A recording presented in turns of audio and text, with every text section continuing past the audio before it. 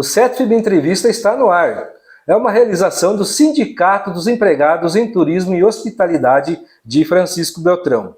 Eu sou Fernando Parzanello do Parza Digital e hoje eu conto com a presença da professora Marina Daros Massarolo, engenheira de alimentos formada pela Unicentro Guarapuava em 2009, nutricionista formada pela UniOeste, Francisco Beltrão 2018, especialista em perícia ambiental pela Unipar 2012, especialista em gestão de unidades de alimentação e nutrição pelo IPGS 2019 e mestre em gestão e desenvolvimento regional pela UniOeste Francisco Beltrão 2014. Atualmente é docente dos cursos de Nutrição e Medicina da UniOeste, ministrando as disciplinas de Saúde Coletiva, Técnica Dietética e supervisionando os estágios de Nutrição Social. Na universidade, participa dos projetos de extensão de boas práticas, de manipulação de alimentos e nutrição. Professora Marina, é um prazer estar aqui com você. Muito obrigada pelo convite, eu fico muito feliz, de estar aqui mais uma vez compartilhando conhecimento e que a gente consiga tirar algumas dúvidas, falar sobre assuntos muito importantes relacionados à alimentação e nutrição. Hoje, então, nós vamos falar, professora Marina, sobre a segurança dos alimentos e por que ela é tão importante para a gente. Bem, é interessante para a gente começar esse bate-papo diferenciar segurança alimentar e segurança dos alimentos. Então, a gente tem, Fernando, esses dois conceitos amplamente discutidos. A segurança alimentar, ela ficou muito em alta, principalmente durante a pandemia. Mas, professora, elas não representam a mesma coisa? Não, eles são conceitos, ambos têm sua importância, mas eles têm significados diferentes. Tá? Então, a segurança alimentar, ela está mais relacionada à questão de disponibilidade dos alimentos. E mais do que essa disponibilidade, é a questão de acesso. Não adianta o alimento estar disponível, mas nós, enquanto consumidores, não conseguirmos acessar esses alimentos. E esse acesso, Fernando, ele também não pode prejudicar o acesso a outras necessidades básicas que a gente tem. Por exemplo, saúde, educação, cultura, lazer, moradia, Então, poder acessar o alimento ainda sem prejudicar o acesso a essas outras necessidades. E existem alguns fatores que podem prejudicar essa disponibilidade dos alimentos. Que fatores são esses? A pandemia, Então a gente viu que teve uma alta demanda e uma diminuição na oferta, e isso acabou levando os alimentos a ficarem mais caros, diminuiu o acesso, a possibilidade de compra das famílias por esses alimentos, condições climáticas, escassez de chuva, mudança na composição do solo, as crises econômicas. Então, tudo isso pode levar a uma menor disponibilidade e, consequentemente, também um menor acesso, pelas famílias a esses alimentos. Já a questão da segurança do alimento em si, ela está mais voltada para a qualidade desse alimento, Então, para que nós, consumidores, a gente consiga comprar e ingerir um alimento que seja seguro, sanitariamente seguro, que não coloque a nossa saúde em risco e que não represente nenhum tipo de perigo para a nossa saúde enquanto consumidores, Então, essa é a principal diferença entre esses dois conceitos e ambos têm a sua importância. Professora, e quais são os perigos que podemos encontrar em um alimento?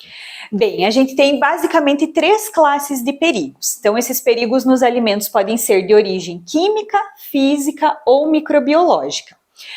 Os perigos químicos são aqueles relacionados, por exemplo, a um agrotóxico presente no alimento, metais pesados, fertilizantes, algum antibiótico, que foi usado lá para tratar um animal e que pode passar ali para o alimento, né, e a gente acabar ingerindo. Às vezes uma higienização feita com material de limpeza e aí o enxágue não foi eficiente e aí resta material de limpeza, por exemplo, num equipamento, num utensílio utilizado para produzir um alimento, e isso acaba passando para o alimento. Então, esses seriam os perigos químicos. A gente tem os perigos físicos, que são representados por qualquer objeto, qualquer partícula estranha àquele alimento, né? Ou seja, que não faz parte da composição da embalagem daquele alimento. Então, por exemplo, um fragmento de vidro, de plástico, uma pedrinha no feijão, um fio de cabelo, né, num prato de alimento, seriam perigos físicos, né, coisas que não fazem parte da composição daquele alimento. E os perigos microbiológicos, eles são mais difíceis de a gente visualizar, né, diferente, por exemplo, de um perigo físico que a gente enxerga que está ali naquele alimento, eles são mais difíceis de identificar e também são mais perigosos, né? São os que mais colocam a nossa saúde em risco. Esses perigos microbiológicos, eles podem ser, então, causados por vírus, por bactérias, por fungos, por parasitas. Na maioria das vezes, a gente não consegue enxergar esses perigos nos alimentos, exceto quando houve já uma multiplicação, né, muito grande, e que, por exemplo, a gente já consegue visualizar um bolor num pedaço de pão, né, ou uma embalagem de um alimento estufada, né, e aí a gente consegue identificar que tem algum problema naquele alimento. E são esses perigos, né, que acabam colocando a nossa saúde em risco quando a gente ingere um alimento, né, que tem algum desses tipos de perigo ali na sua composição. E pode levar à morte? Pode levar à morte. Existem grupos, né, de pessoas que são mais suscetíveis a demonstrarem algum sinal, algum sintoma. Então, por exemplo, idosos, gestantes, as crianças, né, tendem a manifestar sintomas, desde uma simples dor de cabeça, uma dor de barriga, vômito, náusea, diarreia, e dependendo do quadro, né, pode evoluir e levar o indivíduo a óbito por conta desses perigos nos alimentos. E existe alguma forma, assim, de controlar esses perigos que tem nos alimentos? Existe, e esse é um dos principais trabalhos, né, dos principais pontos a serem trabalhados pelo manipulador de alimentos, né? Então seria ali a peça-chave do trabalho do manipulador oferecer, proporcionar ao cliente, ao consumidor, um alimento seguro. Né? E aí, primeiro a gente deve pensar, quem que é o manipulador de alimentos? Será que é só aquela pessoa que participa do processo produtivo, né, ali do alimento? Mas na verdade não, são todas as pessoas envolvidas durante toda a cadeia de produção de um alimento. Então, desde a matéria-prima até quando esse alimento chega lá na mesa do consumidor. Então, a gente tem, por exemplo, lá na produção de saladas, de verduras, né, na estufa. O produtor recolhe, né, tira aquela salada da estufa, passa por um processo de higienização e aí ele vai embalar e vai transportar, né, essas verduras para um restaurante, por exemplo. E aí ele contrata um transporte terceirizado. Então a pessoa responsável pelo transporte também entra em contato com aquele alimento, não deixa de ser um manipulador, né? Então também tem a sua importância durante esse processo de transporte para garantir que aquele alimento seja transportado em condições adequadas de temperatura, num carro que seja limpo, né, em caixas apropriadas para essas verduras, né? Então ele precisa garantir que a verdura chegue em boas condições higiênico-sanitárias lá no restaurante. Aí no restaurante, quem vai receber essa verdura, vai fazer a lavagem, né, vai preparar a salada, também é o manipulador. Então também está envolvido nesse processo e deve garantir a qualidade, né, até que chegue lá no buffet ou na mesa do consumidor. Se a gente vai, por exemplo, numa panificadora, tem lá salgados na vitrine, né, e a pessoa que apenas vende o salgado para a gente, não necessariamente essa pessoa produziu o salgado, mas também é um manipulador de alimentos, porque deve ter um bom asseio pessoal, deve ter as mãos higienizadas, né, na hora de servir esse salgado para a gente, então também é considerado um manipulador de alimentos. E aí todas as pessoas envolvidas ali nesse processo, né, que são manipuladores de alimentos, devem ter alguns cuidados fundamentais para evitar esses perigos, né, nos alimentos e para evitar que a saúde dos consumidores seja colocada em risco. E aí, em relação às características, né, os cuidados do manipulador propriamente dito. Então, o que a gente pensa, né, quando visualiza um manipulador de alimentos?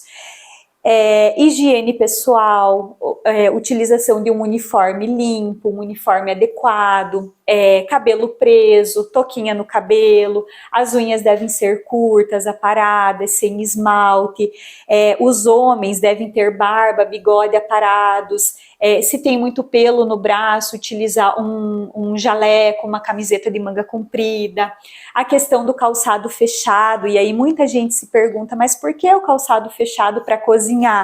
Será que o meu pé vai contaminar o alimento? Não, é por questão de segurança do próprio trabalhador. Então, às vezes está lá na cozinha, cai uma faca, um objeto pontiagudo, uma água quente, né? Então, é pela segurança do trabalhador mesmo. Além disso, outros cuidados que os manipuladores devem ter. Na questão do alimento preparado. Então, eu tenho um alimento lá pronto para o consumo quente. Que temperatura que eu tenho que manter o meu buffet, né, para garantir a qualidade desse alimento? Por quanto tempo que eu posso deixar essa comida exposta? Ou então eu tô preparando lá uma salada e tô preparando uma carne. Eu tenho que usar utensílios diferentes para o preparo desses alimentos para evitar uma contaminação cruzada, né? Então são todos cuidados que os manipuladores devem ter na hora de preparar os alimentos, né, a fim de oferecer um alimento seguro ali para os seus consumidores.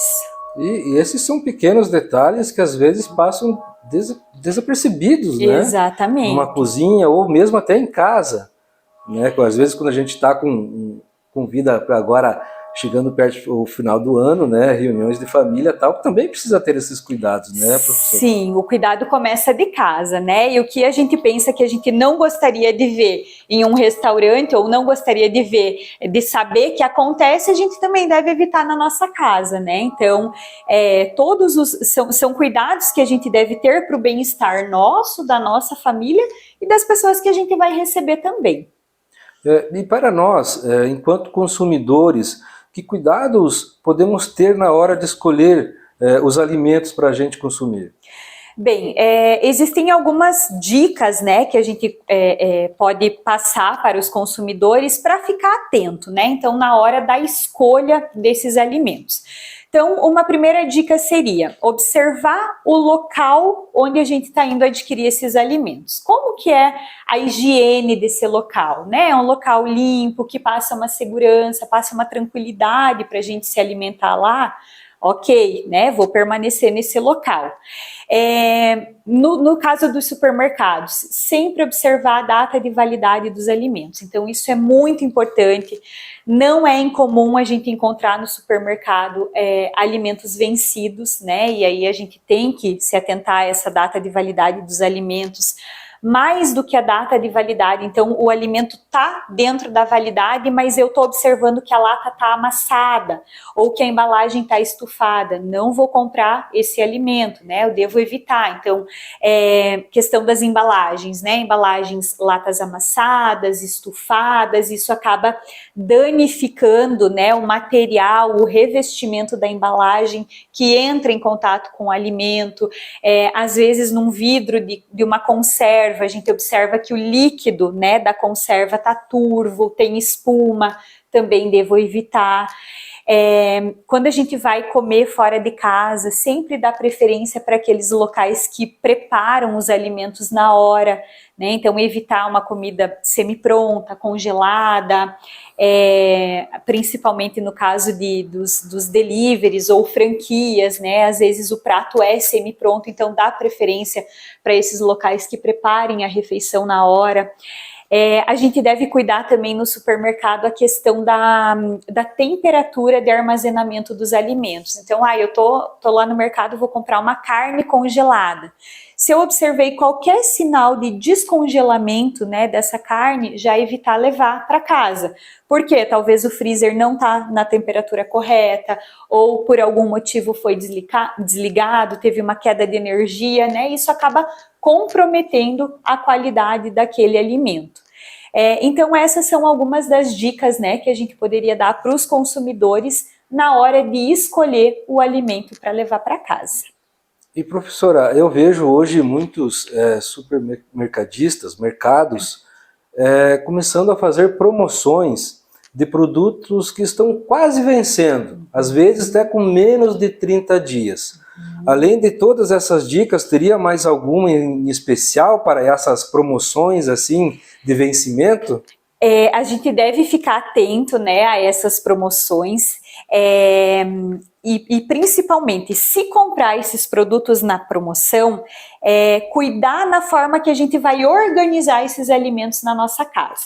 Então, chega em casa, observa o que tem no armário, procura deixar aqueles que vencem antes, mais para frente, né, do armário, da gaveta, para a gente utilizar antes, e aí os alimentos com prazo de validade maior, né, para a gente deixar para utilizar depois, para acabar não vencendo esses produtos, né. Então essa seria uma das dicas, e é importante a gente reforçar que os alimentos, eles têm esse prazo de validade no sentido de proteger a saúde do consumidor. Então é óbvio que a gente não deve ingerir alimentos vencidos, mas existe uma margem de segurança. Não é porque o alimento venceu hoje que amanhã ele já vai estar estragado, né? Porque isso colocaria a saúde do consumidor em risco.